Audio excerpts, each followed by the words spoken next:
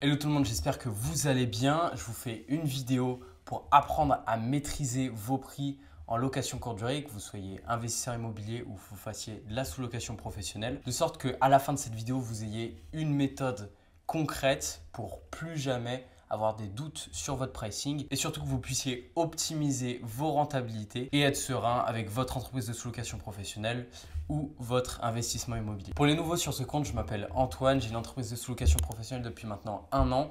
Je vous fais des vidéos YouTube pour vous apprendre la location courte durée et plus particulièrement la sous-location professionnelle parce que c'est un business très simple, il n'y a rien de sorcier et puis pour devenir indépendant financièrement aujourd'hui, je pense que c'est une des meilleures solutions. Sans plus attendre, on va commencer avec la vidéo. Je t'invite à t'abonner et à liker cette vidéo. On va se retrouver directement sur mon ordinateur et je vais te montrer en détail comment je gère mes tarifs sur Airbnb et Booking.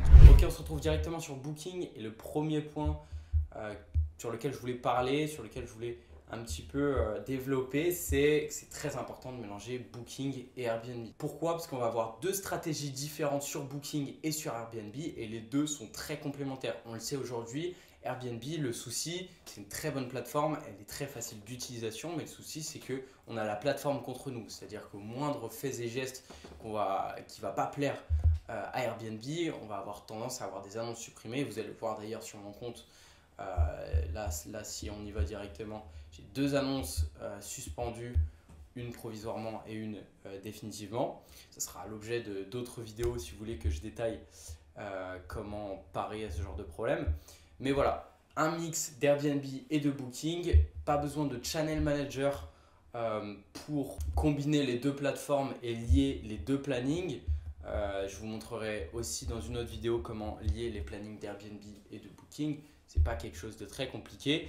Et donc, maintenant que vous avez bien compris que mêler les deux, c'est très important, on va partir sur la stratégie en profondeur que j'utilise sur Airbnb. Ici, on va prendre l'exemple d'un appartement pour que ça soit plus concret directement.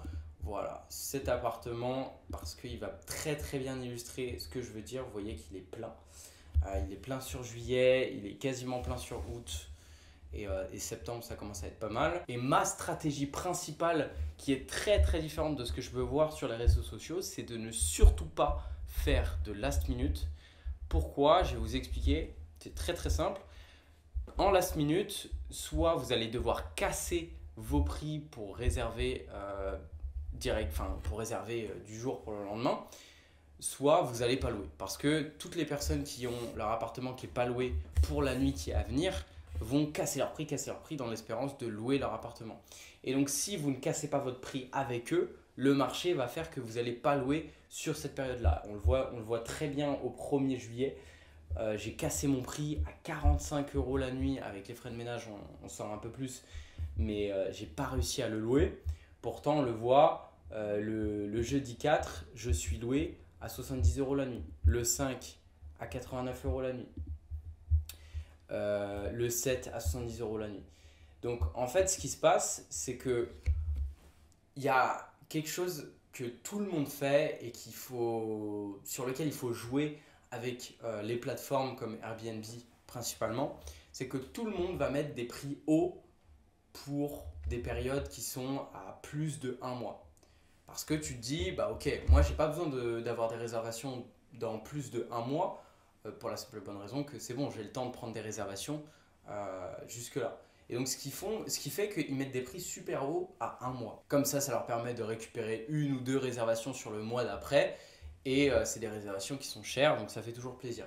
Mais ce qui va se passer après, c'est que quand ils vont arriver, ils vont se rapprocher des dates butoirs où ils n'ont plus de réservations, ils vont commencer à casser leur prix. Nous, l'idée, c'est justement de jouer avec les réservations à plus long terme.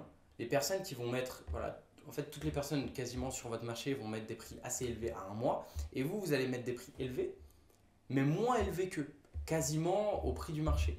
Donc en fait, vous allez remplir beaucoup plus puisque vous allez apparaître en premier sur Airbnb, puisque vous allez être le meilleur rapport qualité-prix. Le problème, c'est que sur Airbnb, on a tendance à dire oui, si tu as un magnifique appartement, tu vas louer. Non, la réalité, c'est qu'aujourd'hui, tout le monde a des magnifiques appartements sur Airbnb et que c'est une battle de prix et de rapport qualité-prix. Donc si dans 1 mois, ton prix, c'est moins cher que la concurrence pour un appartement qui est similaire, tu vas prendre des réservations à des prix élevés et on peut le regarder tout de suite, hein. Aujourd'hui, on est le 3 juillet pour le 3 août. J'ai des réservations à voilà, 89 euros la nuit, 88 euros la nuit. Qu'est-ce qu'on a? 96 euros la nuit. Donc j'ai des réservations avec des prix qui sont comparés au marché, c'est-à-dire que les autres vont être, pour ces périodes-là, vont être à 110 euros la nuit par exemple. Sauf que ce qui va se passer, c'est qu'ils ne vont pas louer à 110 euros la nuit, mais qu'ils vont se rapprocher de la date butoir, comme j'ai dit un petit peu juste avant, et ils vont casser leur prix. Et ils vont descendre sous mes tarifs. Ils vont descendre à moins de 96 euros la nuit. Ils vont descendre à 80, 75 euros la nuit, parce qu'ils veulent louer au dernier moment. En anticipant les tarifs et en se plaçant à long terme un tout petit peu en dessous de la concurrence, c'est là où vous allez pouvoir faire la différence sur votre taux de remplissage de 1, parce que les personnes qui mettent des prix super élevés et qui au dernier moment cassent leur prix, comme on le voit là, moi j'avais un prix qui était assez élevé sur ce jour-là qui n'était pas loué. J'ai cassé mes prix au dernier moment, mais j'ai quand même pas réussi à louer parce que les gens s'y prennent pas au dernier moment. Donc mon taux de remplissage augmente en anticipant les prix à long terme et en se mettant un tout petit peu en dessous de la concurrence. Et en plus de ça, même sur le tarif à la nuitée, moi ce que j'observe, c'est qu'il est légèrement supérieur à ceux de ma concurrence. Donc ça, c'est vraiment la stratégie principale sur Airbnb. Ça va à l'encontre de tout ce qu'on voit, de dire faut faire des réservations de dernière minute. Je suis désolé, ça ne fonctionne pas parce que tout le monde casse ses prix en dernière minute. Et soit ça remplit pas, soit ça remplit à des tarifs qui sont mauvais. Donc il faut anticiper. Et l'avantage aussi d'anticiper et de louer un petit peu moins cher à long terme, c'est que vous allez avoir un taux de remplissage plus important, comme je l'ai dit, mais aussi vous allez avoir une tranquillité d'esprit. Parce que là, quand je vois que j'ai pas un jour off jusqu'au 21 août, à savoir dans un mois et demi, je suis tranquille sur mon planning. Moi, je sais, je peux prévoir mes femmes de ménage, je peux faire mon planning de femmes de ménage à l'avance. Bref, je suis tranquille, je connais ma rentabilité et je vais pouvoir être serein pour l'avenir, tout simplement. Donc ça, c'était ma stratégie Airbnb. Comme je l'ai dit, j'ai une stratégie totalement différente sur Booking. On passe tout de suite directement sur Booking pour voir la stratégie que je fais. Alors là, on est sur Booking. Directement sur Booking, ça va être un petit peu différent. Moi, je vais avoir une stratégie qui va être beaucoup plus adaptée à ma situation, qui est aujourd'hui, j'ai 18 appartements en location courte durée, enfin j'en ai 16 actuellement, je vais en récupérer 2 très prochainement. Et je n'ai pas de channel manager, c'est-à-dire que je n'ai pas mes prix qui s'accordent en fonction des plateformes, etc. Je gère mes prix manuellement et sur 18 appartements. Sauf que j'ai pas le temps de faire ça sur 2 plateformes différentes à chaque fois. Donc ce que je vais faire, au lieu de payer un channel manager qui va me coûter de l'argent tous les mois, ce que je vais faire, c'est que je vais mettre des prix assez fixes en fonction des périodes sur Booking et plus haut que sur Airbnb. Ce qui va faire que je vais prendre des réservations via Booking un petit peu moins que Airbnb, forcément, on l'a vu, hein. Si on regarde le planning là, il y a tous ces samedis-là qui ont été pris par Booking, ici Booking, ici Booking, ici Booking. Bon bref, je vais remplir un tout petit peu moins que Airbnb, mais je vais remplir à des tarifs un petit peu supérieurs. Comme on le voit, c'est le juillet, 100 euros la nuit, 102 euros la nuit, si on enlève les commissions. Contre par exemple 6 au 7 juillet, ces 7 réservations là, la réservation d'avant, on voit qu'elle a 89 euros la nuit. Voilà. Je vais remplir à des tarifs plus chers sur Booking et je ne vais pas bouger mes tarifs au dernier moment. Ce qui va me permettre de faire mes tarifs sur l'année sur Booking, de ne pas les bouger.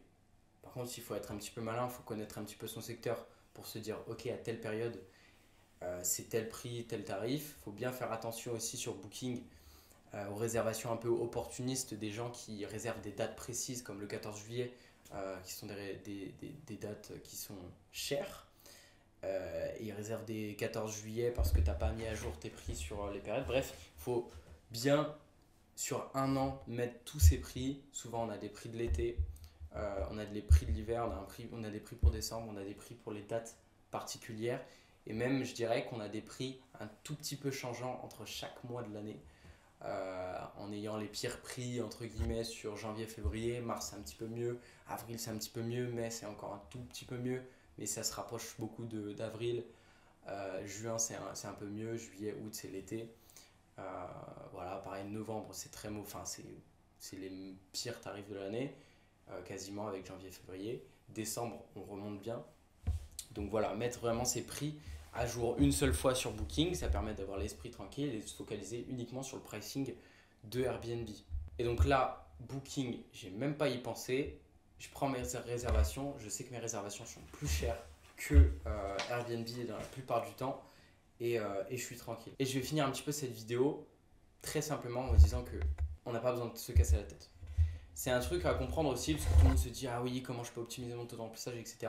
Et il y a une stratégie simple. Cette stratégie que je vous ai présentée, au final, elle est assez simple.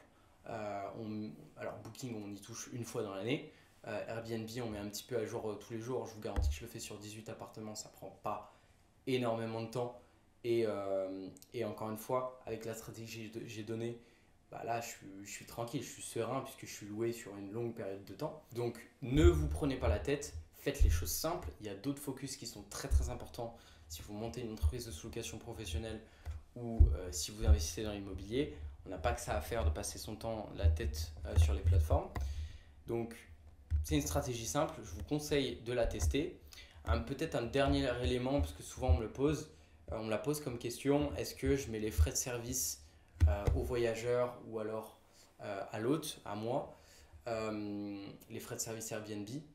Moi je les prends tout le temps en charge, les frais de service voyageurs. Vous voyez, vous avez l'option en fait, pour ceux qui connaissent. Mais je vous avoue que ça ne fait pas de différence. Parce que souvent on se dit ok, je vais remplir beaucoup plus parce que je prends les frais de service voyageurs. Donc quand il paye, le voyageur, il n'a quasiment rien à payer, il a juste les frais de ménage et les frais du prix à la nuitée. Mais en réalité, ça ne fait aucune différence. Donc ça c'est pareil, vous ne prenez pas la tête, l'un ou l'autre c'est bien, tant que vos prix à la nuitée, après de ce que vous recevez de Airbnb, correspondent. Attention à faire gaffe à ça parce que c'est pas les mêmes tarifs si vous les payez les frais de service ou si vous les payez pas. Donc voilà, très très simple.